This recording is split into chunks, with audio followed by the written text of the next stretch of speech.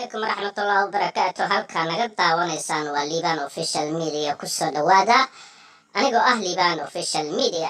runtii wararkan maanta soo tabinayna waxaa ka mid ah Fartuun Balbalaarka oo baraha bulshada loo geliyay inay geeriyootay balse ayna geeriyoonin Fartuun ee nooshahay oo cadowgeeda sii badnaanayo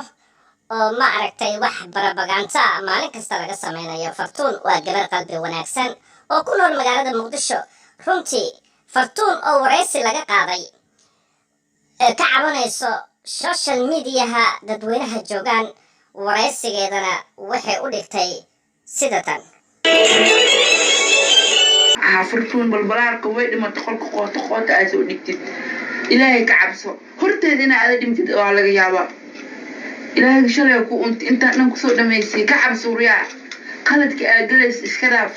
riyaa dad qamra cabsan tahay Fartuun ma ku soo asbixi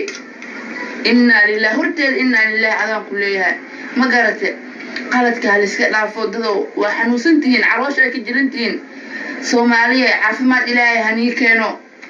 يا دد عروشي كجرنتي وريا أنا محا إيوها ستين محا أنا بليس أنا إيوها ستاني والصوماليا رح جوغا أنا يرو من جوغي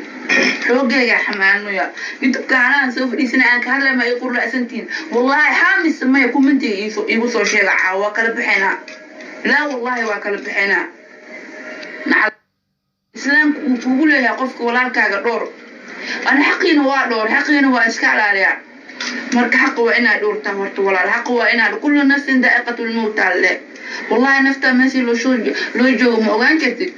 ya bari kama ina hadda maanta aad Fartuun way dhimatay dhahay ina hortid aad dhiman kartid alla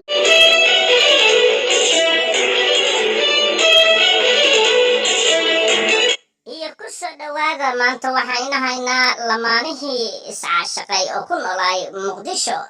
محمد عبد القادر مختار iyo Ruqiyo Cabdullaahi Maxamed oo ugu dhashay wiil magaalada Muqdisho. waxaan leeyahay hambaliyo marka wararka kalena waa in soo tabinaynaa hadduu Ilaahay raado. mac salaama.